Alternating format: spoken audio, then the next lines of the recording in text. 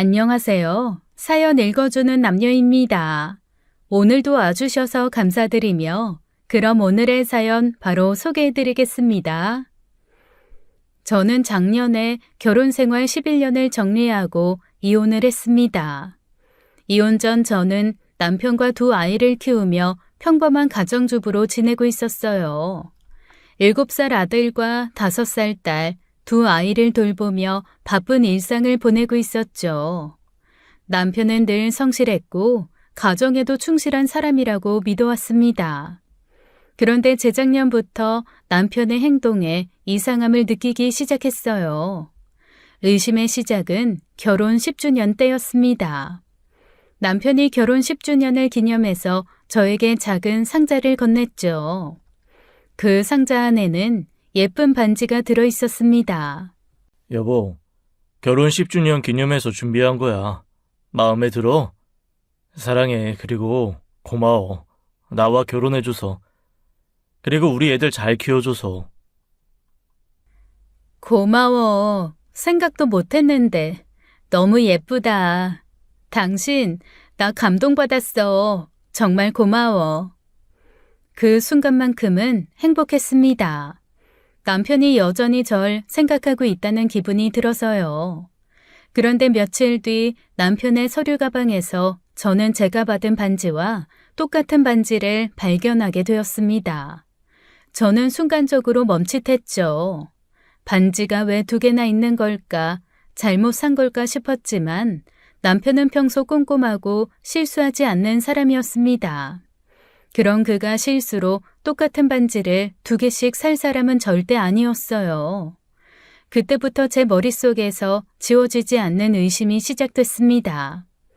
혹시 남편이 다른 여자에게도 똑같은 반지를 선물한 게 아닐까 하고요. 일단 제가 그 반지를 발견한 것을 남편에게 따져 묻지 않았어요. 조용히 추가 증거를 확보하기 위해 남편을 살펴보았습니다. 하지만 남편은 워낙 철두철미한 사람이었죠. 외도를 저지른다고 해도 흔적을 쉽게 남기는 사람이 아니었어요. 남편의 휴대폰은 항상 잠겨 있었고 몰래 열어보아도 휴대폰 안에 의심이 될 만한 증거는 없었거든요. 결국 혼자 끙끙 앓던 저는 더 이상 참을 수 없어서 가장 가까운 친구에게 고민을 털어놓았습니다. 친구는 제 얘기를 듣고는 한숨을 쉬더니 자기 지인 이야기를 해주더군요. 믿을 사람 없다더니 네 남편이 그럴 줄 정말 몰랐다. 회사 직분이 모르는 줄 알았는데 얼마 전에 내 친구 남편도 바람났었어. 그래서 사내만에 맨날 싸우다가 결국 이혼했거든. 그때 친구 남편 놈이 증거 있냐고 딱 잡아댔는데 내 친구가 흥신소에 의뢰해서 증거를 딱 잡았거든. 흥신소? 그거 막 무서운 사람들 아니야? 문신 있고 사람 협박하고 때리는. 지금이 쌍팔년도니? 그 사람들도 다 비즈니스 하는 사람들이야. 그냥 멀쩡한 일반인들이야. 내 친구도 남편이 증거를 안 남겨서 이혼하는데 엄청 고생했거든. 근데 흥신소에 의뢰하니 그 증거 딱 1달 걸리더라. 그래? 저는 친구의 말을 듣고 고민에 빠졌습니다. 그동안 남편은 제 의심을 비웃듯 교묘하게 빠져나가고 있긴 했어요. 외도의 명백한 증거를 찾을 수 없었죠. 흥신소라는 곳이 정말 일 처리를 잘해줄까 의심도 들었지만 친구가 적극 추천하기에 한번 믿어보기로 했습니다. 사실 그게 아니면 다른 방법도 없었거든요. 흥신소에 의뢰하기로 마음먹은 저는 본격적으로 움직이기 시작했어요. 인터넷으로 뒤지고 뒤져 믿을 만한 곳을 알아냈죠. 그리고 적지 않은 돈을 주고는 남편의 감시와 외도 증거를 찾아달라고 했습니다. 그런데 역시나 예상만큼 쉽게 풀리지는 않더군요. 남편 놈이 워낙 꼼꼼한 인간이기에 증거 따위가 없었거든요. 남편 가방에서 우연히 반지를 발견한 게 정말 천운일 정도였어요. 그렇게 몇 달이 지나도 확실한 증거는 나오지 않았습니다. 남편은 그저 회사 집을 오가기만 하고 있었고요. 초조해지더라고요. 내가 잘못 짚었나 싶기도 하고요. 매번 흥신소에서 오는 보고서에는 별 내용이 없었어요. 괜히 돈만 날리는 거 아닌가 싶었습니다. 무엇보다 남편 뒷조사를 하는 저를 볼 때마다 이거 내가 혹시 의부증인가 싶은 마음도 들더라고요. 그렇잖아요. 생각해보니 반지 사건도 그래요. 제게 줄 반지에 이상이 있어 하나 더 주문하고 가방에 있던 반지는 반품을 하려고 가지고 있던 것일 수도 있잖아요. 그러니 제가 오해를 하고 실수를 했다는 생각이 들더군요. 그래서 흥신소에 연락해서 이쯤에서 남편 미행을 그만하라고 말하려던 그날 흥신소에서 먼저 연락이 온 겁니다. 사모님, 찾았어요. 이 증거 잡았습니다. 와, 그 순간 정말 오묘한 기분이 들더라고요. 내가 의부증으로 미친 게 아니었구나 싶은 안도감과 함께 남편의 외도가 현실로 다가왔다는 충격이 한꺼번에 몰려왔어요. 그동안 제 상상 속에서만 머물던 일이 실제로 드러났을 때의 그 충격은 생각보다 훨씬 컸습니다.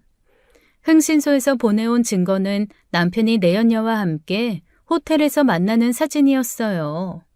문제는 사진을 너무 멀리서 찍어서 명확하지가 않다는 것이었죠. 사진 속에서 남편은 다른 여자를 껴안고 있었는데요. 남편의 상간녀로 의심되는 그 여자는 제가 알지 못하는 사람이었죠. 일단은 이 상황을 받아들여야 했습니다. 이 사진 한 장이 너무나도 확실한 증거였지만 그 한 장만으로는 이혼 소송에서 충분하지 않을 거라는 생각이 들었어요. 남편에게 이 사진을 보여주며 외도를 따져봤자 말이야 어떻게든 만들어 빠져나갈 방법은 충분해 보였죠. 저는 보다 확실한 추가 증거를 흥신소에 요구했습니다. 이에 흥신소는 이번에 새로운 제안을 해왔어요. 남편의 핸드폰을 복제해 실시간으로 그의 메시지와 통화를 모니터링할 수 있는 복제폰을 만들어 보자고요. 그리고 그 정보를 토대로 현장을 덮쳐보자는 말이었죠. 처음에는 그 제안이 내키지가 않았습니다. 그런 방법까지 쓰기는 좀 그러네요. 그냥 계속 미행하셔서 증거 잡아오시면 안 될까요? 사실 남편분이 꽤나 조심성이 많으신 분이에요. 처음 드린 사진도 남편분이 계속 장소를 옮기셔서 간신히 얻어 걸린 사진이고요. 저희도 이런 제안 잘 안 드리는데 그만큼 상황이 어려운 상황이어서요. 문제가 생기진 않겠죠? 네, 걱정하지 마세요. 저희가 완벽하게 진행할 수 있어요. 저희 한번 믿어보시고요. 다만 남편 핸드폰을 저희가 잠깐이라도 손에 넣어야 해요. 그래야만 만들 수 있거든요. 고민해보고 연락드릴게요. 며칠 고민을 했어요. 그리고 결심을 했습니다. 똥을 치워야 하는데 제 손에 똥 묻는 걸 두려워하면 안 되잖아요. 제 이야기 듣는 분들 중 그렇게까지 해야 하냐고 묻는 분들도 분명 있겠지만요. 그때의 저는 정말 그만큼 절박했어요. 그래서 그렇게 하자고 흥신소에 연락을 했습니다. 복제폰을 만들기 위해서는 남편의 핸드폰을 손에 넣어야 했어요. 남편이 잠을 잘 때를 노려서 몰래 손을 대야 하는 상황이었죠.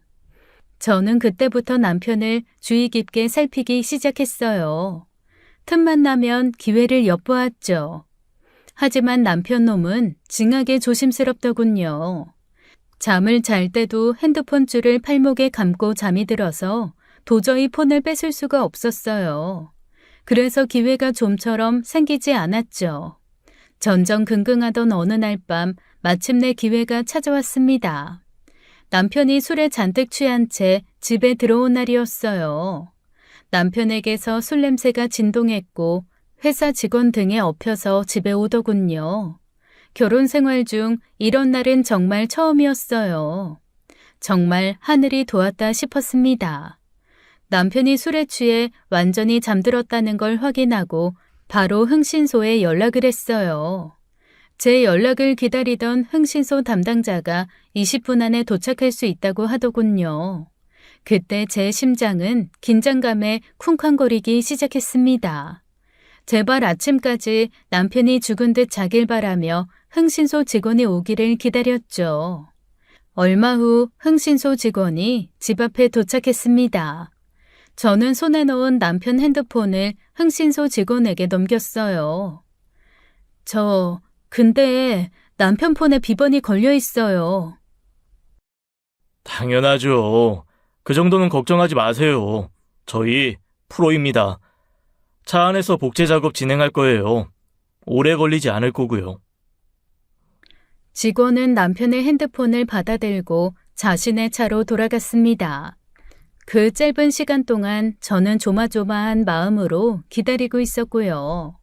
다행히 남편은 만취해서 깨어나지 못하더군요. 나중에는 저도 살짝 여유가 생겨 남편이 말을 찰싹 때리기까지 했습니다. 이 인간아, 무단 횡단도 안 하는 내가 너 때문에 별걸 다 한다. 얼마 지나지 않아 흥신소 직원은 남편 핸드폰을 다시 가져왔어요. 복제 작업 끝났고요. 이제 이 핸드폰으로 남편의 통화 기록과 메시지는 실시간으로 확인하실 수 있어요. 사모님께서 보시다가 특이사항 있으면 저희한테 꼭 알려주시고요. 아시겠지만 이 핸드폰으로 확인한 문자 등은 증거로는 사용 못하세요. 네, 알겠어요. 연락드릴게요. 그렇게 저는 다음 날부터 남편 외도의 민낯을 실시간으로 확인할 수 있었어요. 그리고 저는 충격과 분노로 이성을 잃을 뻔했습니다. 정말 제 상상을 아득히 초월하더군요. 남편의 핸드폰 안에는 내연녀와의 주고받은 메시지가 매일매일 차곡차곡 쌓였습니다. 그리고 퇴근 시간에 맞춰 모든 메시지를 싹 지우더군요. 그러니 제가 남편 핸드폰에서 증거를 찾을 수 없었던 겁니다. 이혼 안 해? 이제 그 여자 지겹지 않아? 왜 안 지겹겠어? 뭐 공짜로 내 애들 키워주니 그냥 참고 사는 거지. 그럼 난 언제까지 참고 살아? 나 당신 아내 신경 쓰이는데? 뭐하러 신경을 써? 신경 쓰지 마. 걔는 그냥 내 집에서 살면서 애 키우는 벌레야, 벌레. 그러니까 신경 쓰지 마. 뭐? 벌레? 그러게, 벌레 맞네. 집에서 박혀서 알 낳고 애 키우고. 비참했어요. 남편 내조하고 아이들 키우며 돈 아낀다고 내 옷 한 벌 제대로 산 적이 없었는데요. 그런 제게 벌레라고 말하며 웃고 떠들더라고요. 10년을 넘게 믿은 남편이었는데 말이죠. 내연녀는 남편 회사 사람이었어요. 그녀의 이름은 미정이었어요. 김미정. 그것들은 대범하게 회사 안에서 외도를 즐기고 있었던 겁니다. 외부인을 철저하게 통제하는 남편 회사였기에 회사 안은 그들에게 가장 안전한 장소였겠죠. 흥신소에서도 증거를 잡는 걸 힘들어했던 것이 그 이유였어요. 이것들은 업무와 야근을 핑계로 회의실에서, 화장실에서 수없이 많은 더러운 시간을 보냈습니다.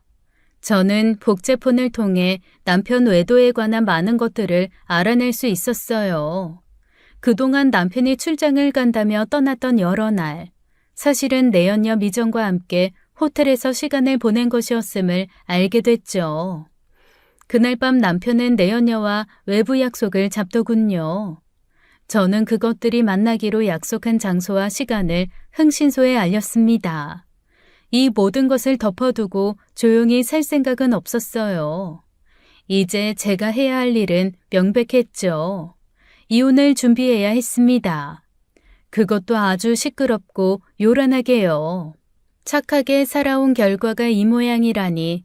그렇다면 이제는 미친년이 될 수밖에요. 저는 남편과 내연녀의 관계를 온 세상에 폭로하고 그들에게 책임을 묻기로 했습니다. 저는 다음 날 바로 제 친구에게 도움을 요청했어요. 제 친구가 이혼 전문 변호사였거든요. 애들 유치원과 어린이집에 보내놓고 친구와 이혼 절차와 관련한 이야기를 나눴습니다. 어떻게 이혼 소송을 진행하는지와 그리고 재산 분할은 어떻게 할지에 대해서요. 그때 갑자기 현관문 비번 누르는 소리가 들렸습니다. 이 낮에 남편이 집에 돌아온 건가 싶었지만 그건 아니었어요. 현관으로 들어온 건 시어머니였습니다. 시모는 늘 저렇게 예고 없이 불쑥 찾아왔죠. 시모는 양산을 제가 앉아있는 소파에 퍽하니 던지며 이러더군요. 날이 왜 이렇게 덥니? 아주 오는데 땀으로 샤워했다. 진작 10단지로 이사했으면 집 가까워서 내가 이렇게 힘들게 걸어오지 않았어도 되잖니. 그렇게 이사하라고 해도 고집을 부리더니 하여간 집밖에 몰라서는. 그리고 남편은 한 푼이라도 더 벌어보겠다고 힘들게 일하는데 너는 집에서 퍼질러 앉아서는 에어컨에 친구랑 전화로 수다나 떠냐? 하리나, 미안해. 내가 나중에 다시 전화할게. 넌 어서 콩국수나 삶아라. 아이고 더워. 에어컨 좀 더 세게 틀어봐. 결혼 생활 내내 시어머니는 아무 예고도 없이 저희 집에 찾아와 저를 갈구곤 했어요. 거의 취미생활 정도로 생각하며 이런 행동을 했었죠. 가끔은 주말에도 불쑥 찾아와서는 쉬지도 못하게 했습니다. 저는 그 모든 걸 다 견뎌왔어요. 어쨌거나 사랑하는 남편의 어머니셨으니까요. 하지만 이젠 아니었죠. 제가 남편의 외도를 알아버렸잖아요. 남편하고 남이 될 상황에 제가 뭐하러 이 막대먹은 여자의 행동을 참겠습니까? 이혼을 결심한 상태에서 시어머니의 이 막대먹은 행동을 참을 이유가 없었죠. 직접 만들어 드세요. 뭐라고? 이게 더위를 먹었나? 너 다시 말해봐. 직접 만들어 드시라고요. 그리고 저 이혼 준비해야 돼서 바쁘니까 그냥 가세요. 저 남편이랑 이혼할 거예요. 순간 시어머니의 얼굴이 일그러졌어요. 시어머니 말을 빌려 비빌 언덕도 볼품도 없는 제가 그 잘나신 댁의 아들과 이혼을 한다고 하니 황당했겠죠. 시어머니는 곧바로 눈을 부릅뜨고 저를 노려보며 화를 내더라고요. 너 지금 이혼이라고 했냐? 요즘 젊은 것들이 미쳤다 하더만 이제 네가 미쳤나 보다. 어디 여편네가 이혼을 입에 담어? 집에서 쳐놀고 먹으니 대가리에 아주 헛생각만 한가득하지? 늘 이렇게 저를 깔보고 무시하고 모든 잘못을 저에게 떠넘기던 시어머니의 태도가 이제는 견딜 수 없게 느껴졌어요. 저는 그동안 꾹꾹 참아왔던 말들을 쏟아내기 시작했습니다. 미치죠. 제가 안 미치겠어요? 남편이란 작자가 밖에서 딴 년이랑 놀아나고 있는데요? 그리고 제가 뭘 놀고 먹어요. 그동안 남편 뒷바라지 하면서 애들 키우고 집안일 다 하고 지랄 맞은 성격 때문에 친구도 없이 매일 집에 드나드는 시어머니한테 말 한마디 대꾸 안 하고 다 봉양해드렸는데요. 이쯤 되면 미쳐도 서너 번은 미쳐라 정상이죠. 안 그래요? 자기 아들의 외도 소식에 시어머니는 순간 당황하더군요. 마치 제가 무슨 헛소리를 하는 것처럼 바라봤어요. 얘가 지금 무슨 소리 씨부리는 거야? 딴 년이랑 놀아나다니. 지금 민호가 바람났다고 말하는 거냐? 바람뿐이게요? 당신 아들이 저보고 벌레래요. 집에서 알이 낚아면서 밥이나 축내는. 이게 아줌마 아들이 집 본처를 생각하는 진심이라고요. 그러니 어떡하실래요? 계속 콩국수 타령하시다가 쫓겨나실래요? 아니면 지금 몸성할 때 제발로 제 집에서 나가실래요? 이것이 지금 무슨 말을 하는 것이요? 아무리 네 서방이 잠시 한눈을 팔았어도 네가 어디 감히 시어미한테 그딴 막말을 내뱉어야. 네 눈엔 우리 집안이 그렇게 쉽게 보이는 거요? 서방이 바람났으면 내가 잘못한 건 뭔가 반성할 줄 알아야지. 조용히 안 나가겠다는 뜻이시죠? 그래, 좋아요. 어디 사람이 미치면 얼마나 돌아버리는지 한번 보세요. 남편 하나 바라보고 지금껏 참아왔던 시간들이 너무나도 아깝게 느껴지더군요. 이제는 더 이상 같은 실수를 할 순 없었어요. 저는 시어머니 팔을 잡아서는 집에서 쫓아냈습니다. 거의 던지다시피 쫓아냈죠. 그 와중에도 시모는 제게 소리를 지르더군요. 이거 못 놓냐? 네가 이따위로 내조를 하니 내 아들이 다른 여자한테 가는 거 아니냐? 남자가 왜 바람을 피겠어? 네가 잘했으면 내 착한 아들이 그런 행동을 했겠냐? 착한 남자들 다 뒤졌나 봅니다. 그 말이 너무나도 황당했고 동시에 분노가 치밀어 올랐어요. 아무리 팔은 안으로 굽는다지만 이건 너무 심했죠. 이 상황에서 지금 절 탓하신다고요?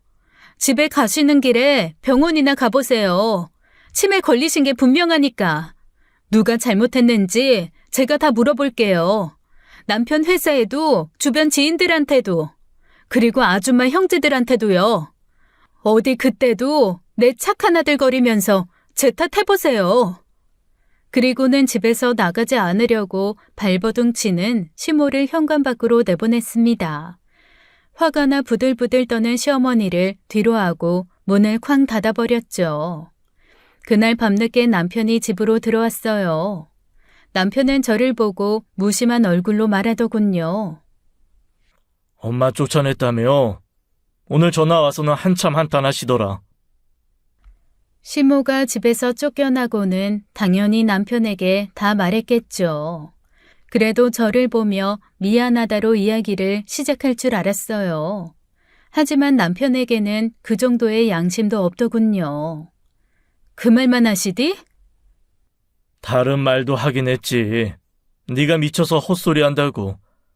나 다른 여자 만나는 거 어떻게 알았냐? 설마 사람 붙였어? 나 미행하냐? 지금 그게 중요해? 적어도 바람피다가 걸리면 미안하다, 잘못했다. 그것도 아니면 오해다. 이런 말이 우선 아니야? 그게 10년 넘게 살아준 아내한테 최소한의 도리 아니냐고. 이 와중에 무슨 도리를 찾아. 그리고 너도 참 매정하다. 아무리 그래도 그 노인네를 이 더운 날 그렇게 쫓아내냐? 콩국수 해드리고 집에 보낼 것이지.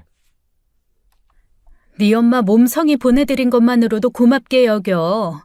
내가 그동안 당한 거 생각하면 이 정도만 해도 성인군자야. 끝까지 지 가족만 생각하더라고요. 기대도 안 했습니다. 저는 조용히 흥신소에서 수집한 증거 중 일부를 꺼내 남편에게 보여주며 말했습니다. 긴 말 하지 말고 이혼해. 서로 지저분하게 굴지 말고 이제 끝내자고.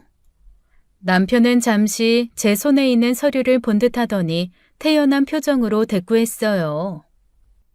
그래, 그러자. 저는 남편의 그 반응에 분노가 치밀어 올랐습니다. 너한테 정말 질리고 실망이다. 위자료나 잔뜩 준비해. 재산 분할도 제대로 받아낼 거니까.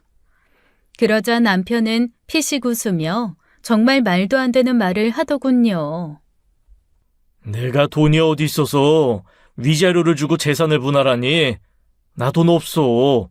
돈 다 날렸어. 남편 말에 저는 순간 어안이 벙벙했습니다. 순간 친구가 했던 말이 떠올랐어요. 이혼할 때 재산 못 빼돌리게 잘 감시해. 재산에 관련된 자료들 다 마련해둬. 보통 이혼 소송 시작하면 재산부터 빼돌리거든. 아, 이 새끼는 이미 오랫동안 나보다 더 준비를 철저히 했구나 싶었어요. 그동안 바람을 피우고 내연녀와 함께 시간을 보낸 것도 모자라 걸려서 이혼당할 것을 염두하고 재산을 빼돌렸을 남편의 철저한 계획이 치가 떨리더군요. 하지만 그 말을 곧이곧대로 믿을 수 없었습니다. 거짓말이 분명했죠. 일단 저는 곧바로 이혼 소송을 준비했습니다. 법이라는 게 괜히 있나요? 아무리 재산을 빼돌리고 숨겼어도 법적으로 찾아내면 다 찾아낼 수 있을 거라 생각했어요. 그래서 변호사 친구에게 말해 함께 이혼 소송을 했습니다. 하지만 남편은 정말 오랜 시간 동안 철두철미하게 이혼 대비 준비를 했더군요. 남편은 사업을 준비하다가 사기를 당했고 그 때문에 모든 재산을 날렸다고 법원에 주장을 했습니다. 참 어처구니가 없었어요. 자기가 사기당한 증거들을 만들어서 보관하고 있을 줄은 정말 상상도 못했습니다. 하지만 저도 이혼 변호사인 제 친구도 남편 말을 믿지 않았어요. 남편 놈이 내연녀에게 재산을 모두 빼돌렸다는 심증이 있었거든요. 하지만 그저 심증만으로는 이혼 소송에서 유리한 위치에 설 수 없더라고요. 증거 재판주의 대한민국에서는 아무리 이놈이 의심되어도 증거가 없으면 아무것도 아니었어요. 문제는 저는 증거가 없다는 것이었죠. 일단 찾을 수 있는 건 모두 찾았어요. 정말 다 뒤져보았습니다. 그런데 정말 남편 말처럼 남편 놈은 땡전 한 푼 없더군요. 통장 잔고도 0이었을 뿐만 아니라 빚까지 있었어요. 심지어 남편 명의의 아파트는 이금융에까지 담보대출을 받아 깡통이더군요. 그동안 난 왜 아무것도 모르고 멍청하게 살았나 후회가 밀려왔습니다. 남편의 교묘한 거짓말에 제대로 당하고 말았어요. 내연녀와 짜고 오랫동안 준비를 했겠죠. 그렇게 저와 제 변호사 친구는 나름대로 자료들을 준비하고 이혼 소송을 했지만 결과는 처참했습니다. 저는 끝까지 남편이 재산을 숨겼다고 주장했지만 제 말은 받아들여지지 않았어요. 증거가 없는 저희 쪽 주장보다는 사기를 당했다는 남편의 주장을 법원에서 믿어준 거죠. 그럴 수밖에 없었던 이유가 있어요. 왜냐하면 남편은 진짜로 사기를 당했다는 증거뿐 아니라 그 사기에 대한 판결문까지 가지고 있었거든요. 남편에게 사기를 쳤다는 그 사기꾼 놈은 남편의 절친이었어요. 친구에게 코인 사기를 당했다고 남편은 말했지만 어이없는 거짓말이 분명했죠. 아마도 뒤로는 친구와 합의를 했을 테고 남편은 그 친구에게 수고비를 주었을 겁니다.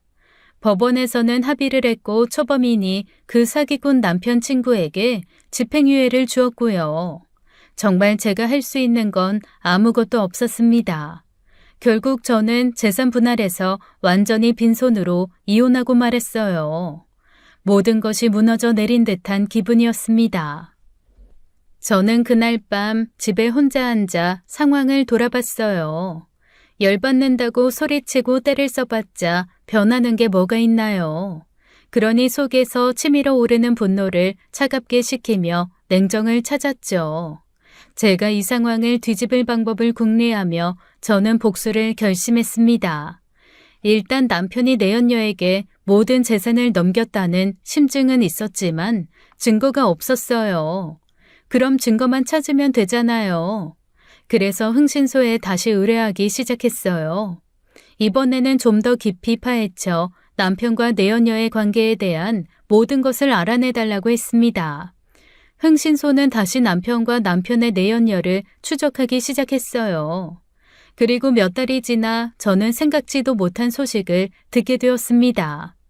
이혼한 이후 남편과 내연녀가 헤어졌다고 하더라고요. 단순히 헤어진 게 아니라 남편이 내연녀에게 버림받았다고 하더군요. 순간 당혹스러웠어요. 지금 대체 뭐가 어떻게 돌아가는 거지 싶었습니다. 그리고 얼마 지나지 않아 딱 알겠더라고요. 남편 놈도 그 내연녀한테 이용당하고 버려졌구나 하고요. 남편은 외도를 걸릴 것을 대비해 내연녀한테 재산을 모두 옮겨두었고 재산이 이동한 증거 또한 완벽하게 없도록 했어요. 계좌이체 같은 건 단 한 건도 없고 오직 현금으로 옮겼겠죠. 그런데 이 사실은 바꿔 말하면요. 내연녀가 남편 뒤통수를 치고 빼돌린 남편 돈을 혼자 가지고 잠수 타도 남편 놈은 그 돈을 자기 돈이라고 주장할 근거가 없다는 거였어요. 와, 진짜 잠시나마 병신처럼 돌아가는 이 상황에 한참을 웃었습니다. 이상하게도 저는 어쩐지 통쾌한 기분마저 들더군요. 남편이 날 배신하고 철저하게 짠 계획이 결국 멍청한 지한테 부메랑이 되어 돌아온 것이었어요. 하지만 그건 그거고 저는 저였습니다. 저도 계속 웃을 수는 없었죠.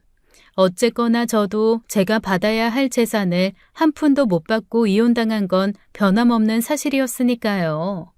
저는 흥신소에 다시 문의했어요. 내연녀한테 내 돈을 돌려받을 방법을요. 하지만 흥신소 직원은 역시나 법적인 문제로는 쉽지 않다고 답했습니다. 어렵죠. 법원에서도 이미 판결 났고, 재산 되찾으려면 확실한 증거가 필요한데 그 증거가 있겠어요? 보통 이런 문제는 합법적으로 되찾는 거 사실 불가능해요.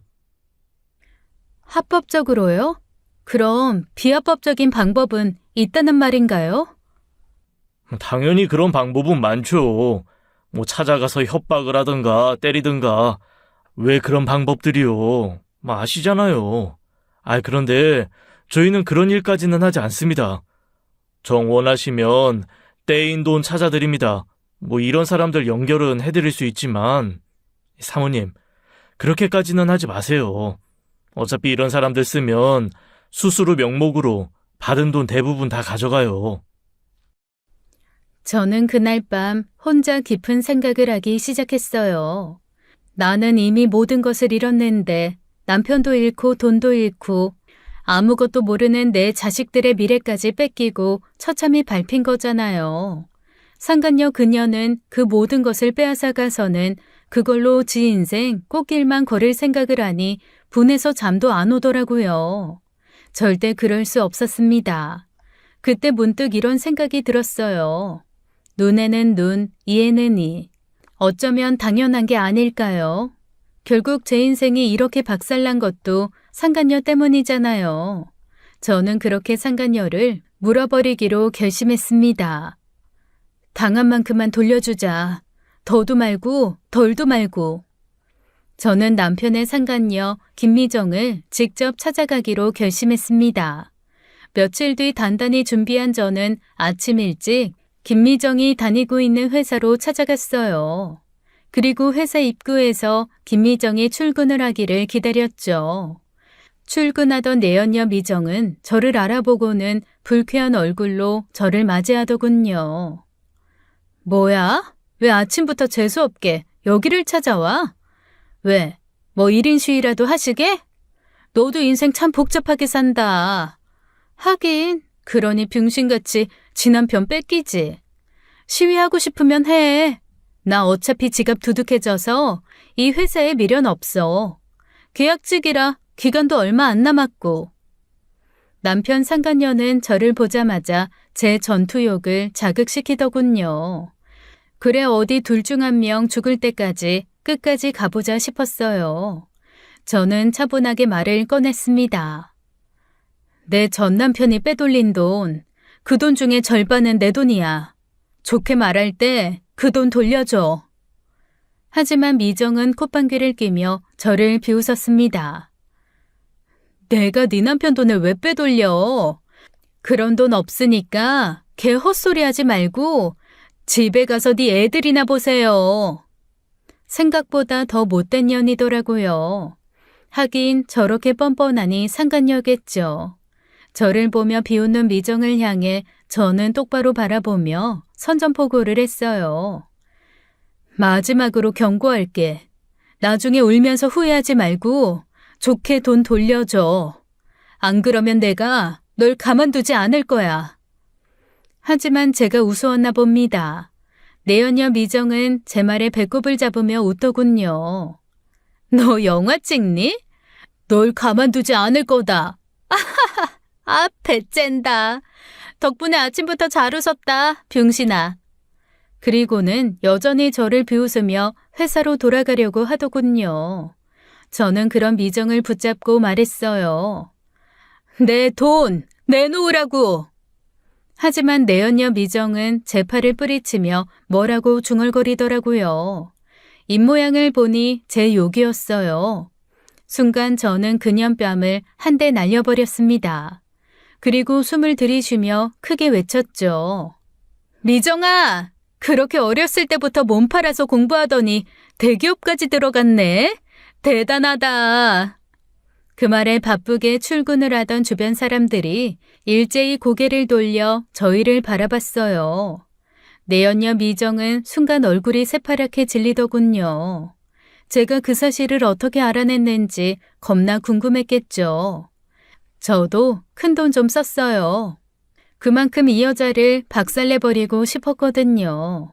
미정은 바로 부정하며 소리를 지르기 시작했어요. 미친 게 무슨 개소리야. 나 그런 적 없어. 저는 내연녀 반응에도 조금도 물러서지 않았습니다. 오히려 더 크게 말했어요. 제니였던가? 네가 술집에서 썼던 가명. 기억하지? 어디서 몇 년도부터 일했는지도 내가 다 알고 있는데. 몸 좀 팔았으면 어때? 덕분에 공부해서 대기업 들어왔잖아. 졸라 자랑스럽겠다 얘, 미정아.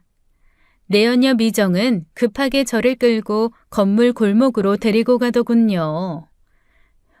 이 미친년이? 너 지금 나 협박하는 거야? 저는 미소를 지으며 천천히 대답했습니다. 맞아. 네 앞에 나타났을 때부터 협박 중이었어. 그런데 뭐? 재수 없다고? 어디서 입을 함부로 놀려, 이 멍청한 것이. 미정은 분노로 가득 찬 눈빛으로 저를 쏘아봤습니다. 그런데 지가 어쩌겠어요. 칼자루는 제가 쥐고 있는데요. 저는 그 모습이 너무 재밌더라고요. 이걸 위해 제가 흥신소에 그 큰 돈을 썼나 싶었습니다. 헛소문 내면 나 너 명예훼손으로 고소할 거야. 알았어? 야, 고소해. 이혼 소송도 해보고 그러니까 알겠더라. 법원 들락날락거리는 거 그거 별거 아니더라. 그럼 고소해. 근데 네 회사 사람들이 상간녀인 네 말을 믿을까? 아니면 내 말을 더 믿어줄까? 난 그게 이제 궁금하네. 그러면서 흥신소에서 얻은 내연녀 미정이 술집에서 일했을 때 기록 일부를 꺼내 보여줬습니다. 그 서류에는 내연녀가 어떤 업소에서 어떤 가명을 쓰며 일했는지 명확하게 적혀 있었죠. 미정은 그걸 보자마자 얼굴이 새하얗게 질리더군요. 순간 당황한 그녀는 저를 향해 손을 들어 올렸습니다. 그리고는 제 뺨을 세게 때리더군요. 그래서 저도 곧바로 똑같이 그녀의 뺨을 후려쳤어요. 그리고 말했어요. 미정아, 정신 차려. 이제부터 시작인데 벌써 정신 나가면 안 된다. 정신줄 잘 동여매고 기다려. 더 재밌게 해줄게. 주변 사람들은 그 장면을 지켜보며 수군거리기 시작했어요. 미정은 그들의 시선을 느꼈는지 당황한 얼굴로 회사 건물 안으로 황급히 도망쳤죠. 저는 그 모습을 보고 속으로 웃음이 나왔어요. 그리고 구경하는 사람들을 향해 저는 더 큰 목소리로 외쳤습니다. 워낙 부끄러움이 많아 목소리도 작았던 제가 이제는 거침이 없더군요. 저 여자는 상간녀예요. 제 남편이랑 바람났는데요. 지금 제가 저 여자 인생 박살내는 중이에요. 다들 응원 좀 해주세요. 제 말을 들은 몇몇 사람들이 제게 박수를 쳐주며 엄지척을 해주더군요. 다음 날 저녁 저는 어떤 식당을 찾아갔어요. 미정의 어머니가 운영하는 작은 식당이었죠. 꼴의 미정이는 자기 엄마에게는 효녀라고 소문이 났더라고요. 내연녀 김미정이 가장 아끼는 사람이 바로 그녀의 어머니였습니다. 식당은 작은 규모였지만 손님들이 꾸준히 드나드는 가정식 백반집이었어요. 저는 자연스럽게 식당 안으로 들어가 자리에 앉았습니다. 미정의 어머니는 저를 전혀 알아보지 못한 채 친절하게 주문을 받았죠. 뭘 드릴까요? 백반 하나 주세요. 그런데요, 혹시 미정이 아시죠? 저 미정이 친구예요, 어머니. 미정 어머니는 제 말을 듣자마자 밝게 웃더라고요. 어머나, 미정이 친구라고요? 세상에, 우리 미정이가 친구는 잘 안 보여줬는데 반가워요. 어디 친구예요? 학교? 회사? 미정이 친구라니 제가 더 챙겨줄게요. 내연녀 미정의 어머니는 아무것도 모른 채 저를 반갑게 맞이해 주셨어요. 그 순간만큼은 그분에게 미안한 마음이 들더라고요. 괜한 죄책감이 들었지만 곧이어 복수의 목표를 떠올리며 마음을 다잡았습니다. 식당 안에서 밥을 먹으며 미정이 어머니를 유심히 살펴봤어요. 그녀는 손님들에게 친절하고 성실하게 일하는 모습이더군요. 저런 분에게서 어떻게 그딴 년이 태어났는지 의아했습니다. 잠시 후 밥이 나오고 저는 느긋하게 식사를 하기 시작했어요. 미정 어머니는 제게 맛 좀 보라며 음식도 푸짐하게 챙겨주셨죠. 저는 바로 식당 사진 한 장을 찍어서는 미정에게 보냈어요. 어머니 손맛 좋네. 맛있다. 1분도 안 돼서 제 휴대폰이 울렸어요. 확인해보니 미정이더군요. 내연녀 미정이는 제가 자기 엄마 식당에 있다는 사실을 알고는 기겁해서 전화를 한 거였어요. 하지만 저는 전화를 받지 않고 무시한 채 계속 밥을 먹었습니다. 미정이 얼마나 당황할지 상상만 해도 속이 시원해졌거든요. 잠시 후 갑자기 식당 문이 열리며 미정이 급하게 들어왔어요. 땀을 뻘뻘 흘리는 게 죽어라 달려왔나 보더라고요. 미정은 저를 발견하고는 얼굴이 새하얗게 질리더군요. 미쳤어? 여기서 뭐 하는 거야? 저는 천천히 밥을 먹으며 태연하게 대답했습니다. 보면 몰라? 밥 먹잖아. 그냥 밥 먹으러 왔어. 내 인생 박살내준 상간녀 엄마가 여기서 일한다고 하길래 어떤 분인가 인사나 드리려고. 그 말을 들은 미정은 초조해하는 기색을 보였습니다. 그녀는 자기 엄마를 의식하며 말을 낮추었지만 분명히 겁에 질린 모습이었어요. 미정이 불안해하는 게 느껴지자 저는 천천히 말을 이어갔습니다. 근데 말이야, 네가 그동안 몸 팔아서 돈 벌었던 일을 네 엄마는 알아? 아, 모르시겠다. 그치? 그럼 그 사실을 네 엄마한테 말하면 어떻게 될까? 갑자기 궁금하네. 미친년 같은 이라고. 협박하지 마. 우리 일은 우리끼리 해결해. 괜히 우리 엄마 끌어들이지 마. 미정은 이를 악물며 제게 욕을 했지만 그 말에도 겁에 질린 기색은 감출 수 없었어요. 저는 천천히 그녀를 보며 대답했어요. 싫은데? 어디 그 당당함 어디까지 가는지 한번 보자. 너희 엄마한테 네가 말할래? 아니면 내가 말할까? 그 정도 선택은 하게 해줄게. 그때 저희의 소란에 미정이 어머니가 다가왔어요. 아마도 미정 어머니는 우리가 단순 친구끼리 말다툼을 하는 줄 알았나 봅니다. 왜 이러니? 친구끼리 싸운 거야? 싸우지 마. 저기 아가씨, 미정이가 철이 없어서 그래요. 무슨 잘못인지 모르지만 친구끼리 너그럽게 봐줘요. 미정아, 어서 미안하다고 해. 친구끼리 그러면 안 되잖아. 그 말의 순간 제 마음이 약해졌어요. 이 나이든 어머니가 무슨 잘못이 있을까요? 모든 문제는 딸인 미정이 저지른 일인데요. 그 순간 저는 미정을 바라보며 말했습니다. 들었지? 어머님이 사과하라잖아. 네가 저지른 일에 대해 인정하고 제대로 사과하라고. 하지만 내연녀 미정은 이 순간에도 자존심을 세우더군요. 그저 저를 노려보며 입을 열었어요. 미친년, 내가 너한테 뭘 잘못했는데? 제 마지막 인내심이 사라지는 순간이었죠. 저는 충분히 기회를 주었어요.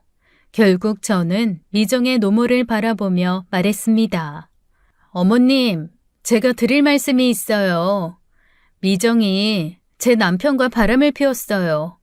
그래서 전 남편과 이혼했고 제 가정은 산산조각 났습니다. 제 두 아이는 이제 아빠 없는 아이들이 됐고요.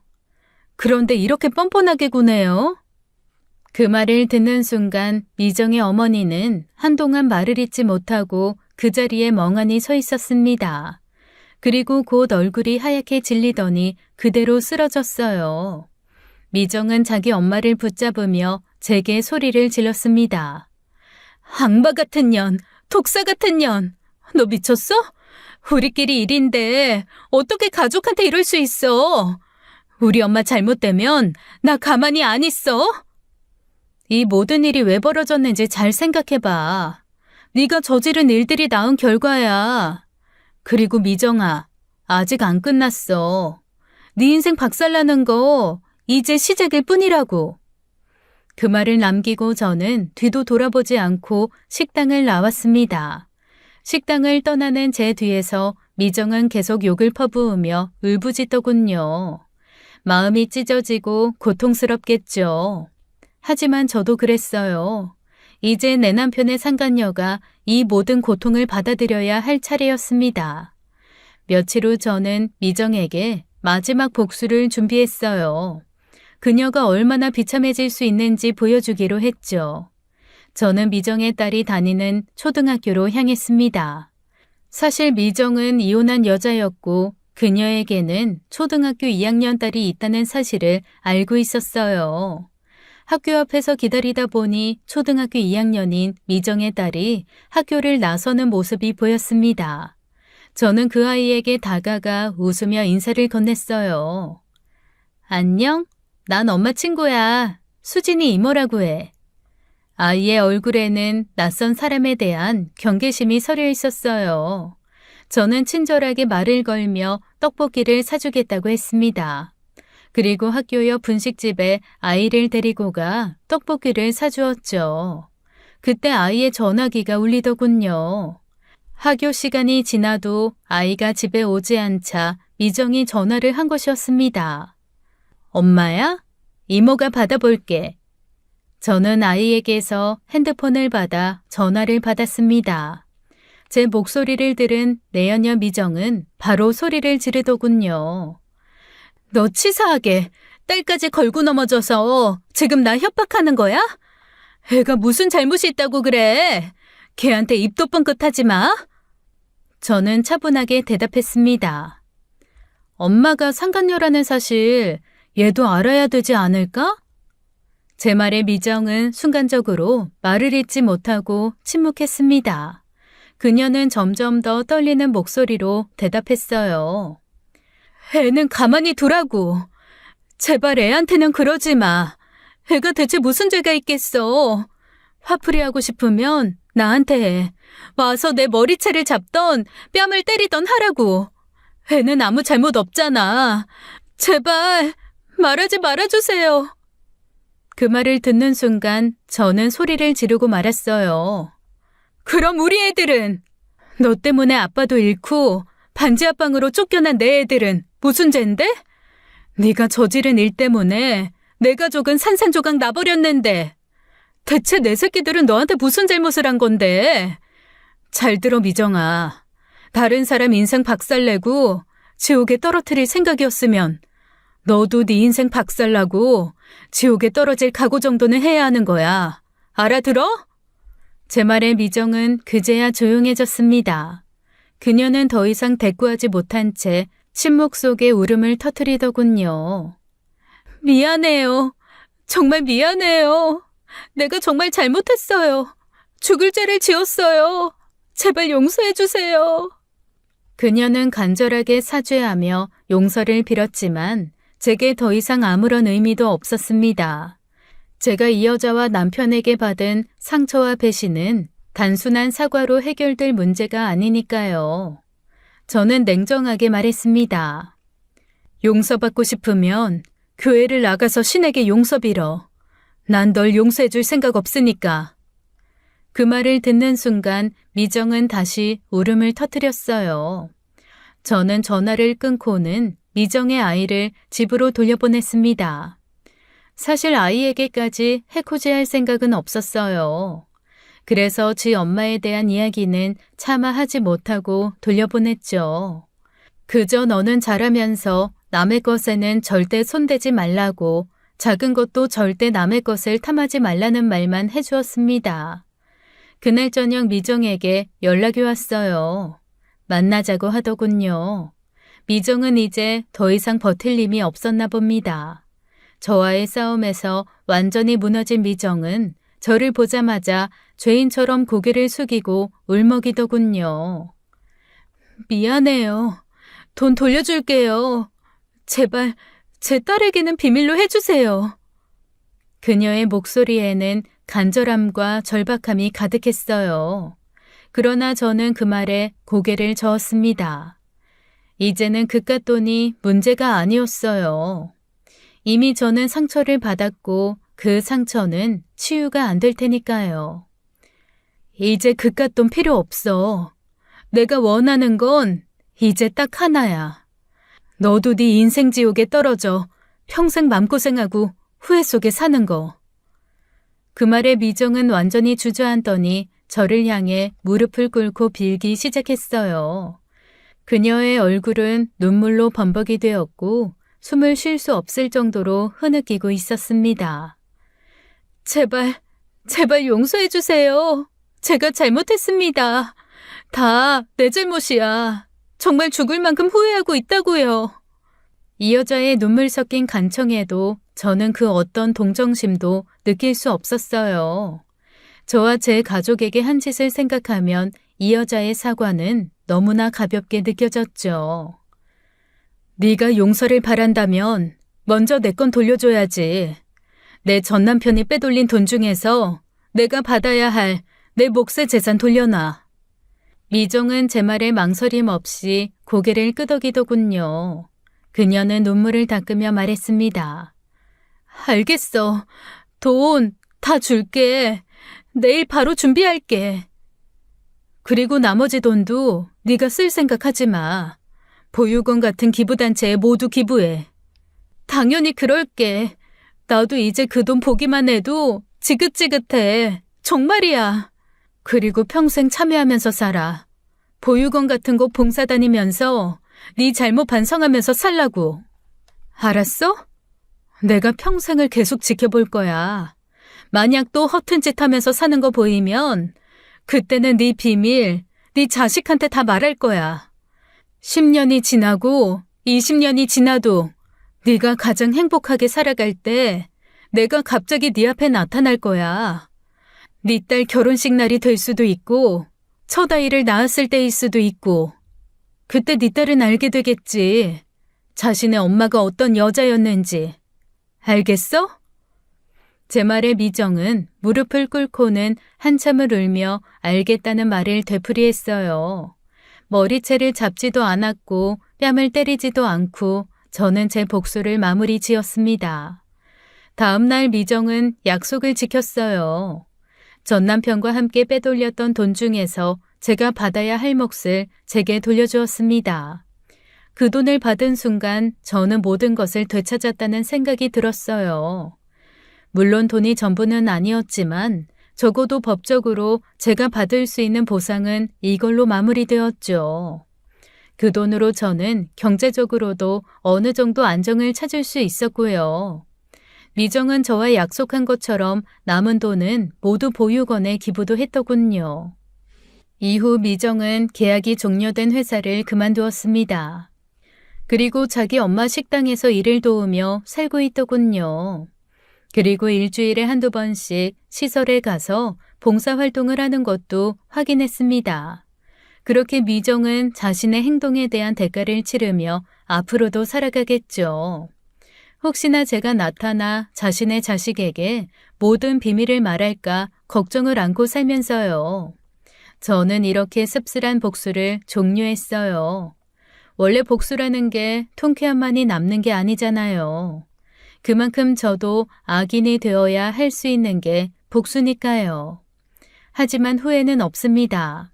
이혼한 전 남편은 믿었던 내연녀에게 버림받은 채 모든 재산을 잃고 쓸쓸히 사라졌어요.